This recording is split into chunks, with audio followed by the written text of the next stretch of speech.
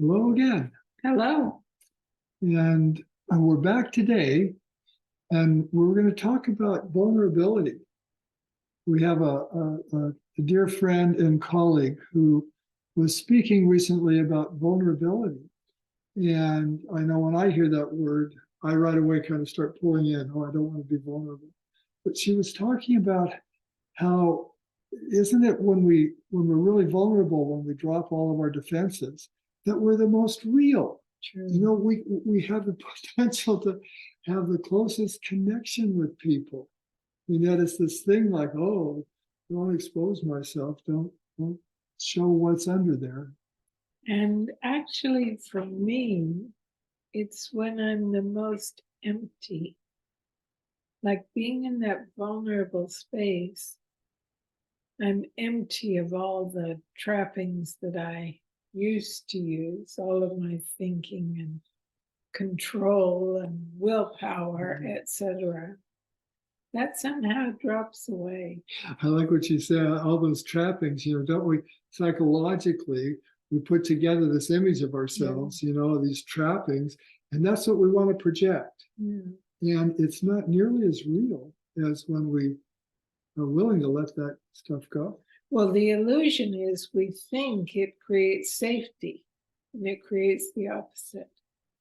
Yeah, I was thinking about that. It's like, so why do we not want to be vulnerable? And you think back to when we were evolving, and being vulnerable in a physical sense meant there was real danger, because there were a lot of dangers out there in our environment.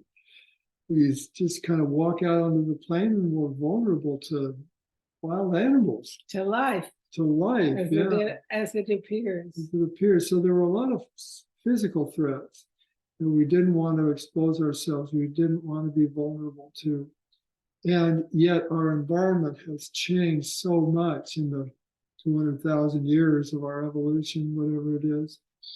And so it seems like what developed in our minds and our thinking to not be vulnerable, then it got translated to our psychological landscape, to where if there's a new person that shows up, psychologically I go, oh, this may be a threat. I better put up a psychological barrier. I should pull back into the woods here and have a look before I really expose myself. Yeah.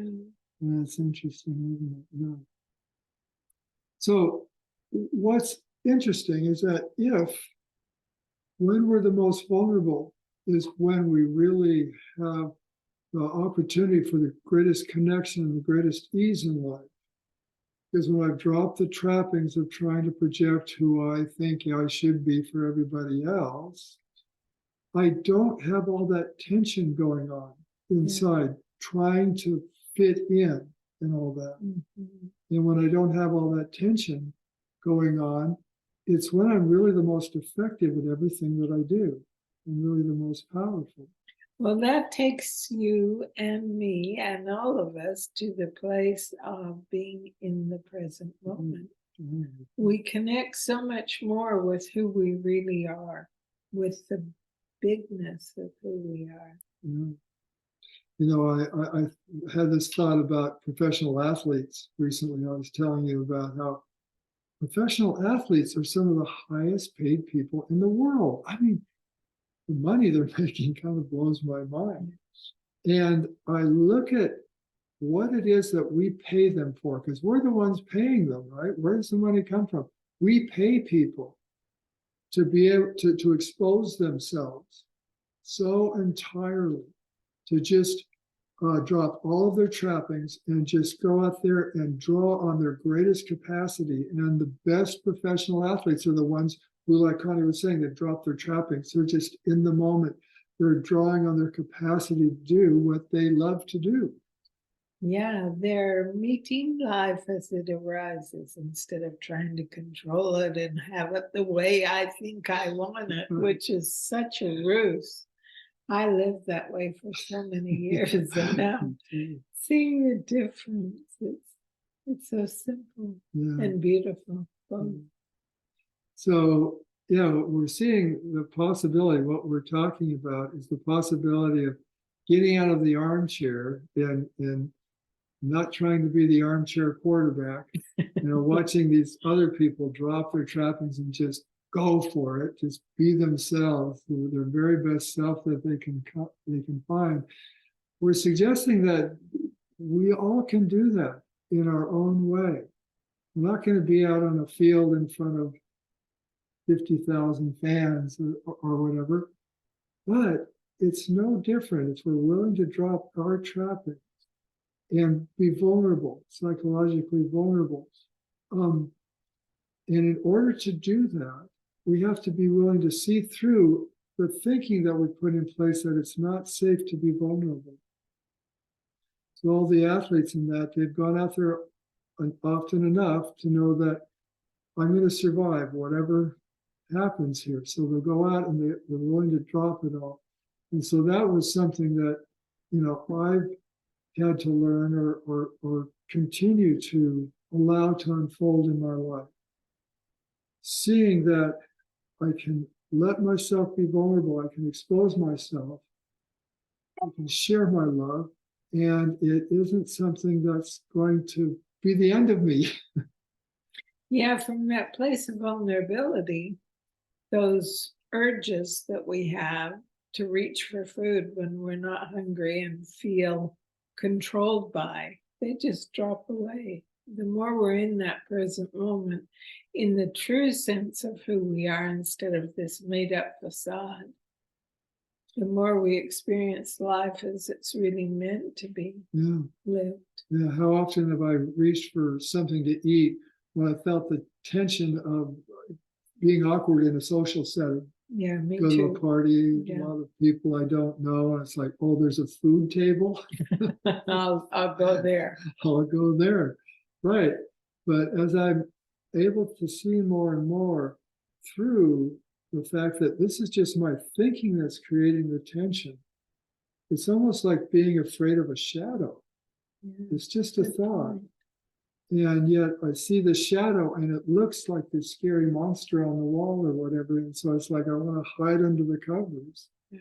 But if I'm willing to really step in and examine, what is this really? Is it more than just a thought?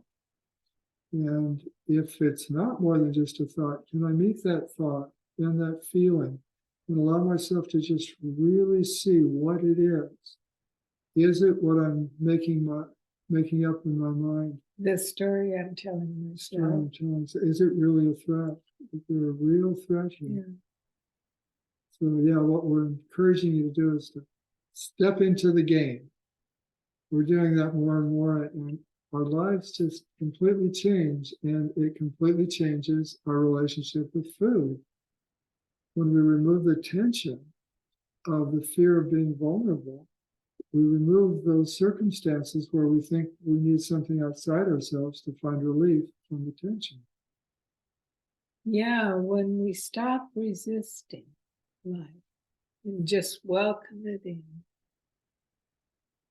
everything, all those habits that we're working so hard to overcome, they just start to fall away by themselves.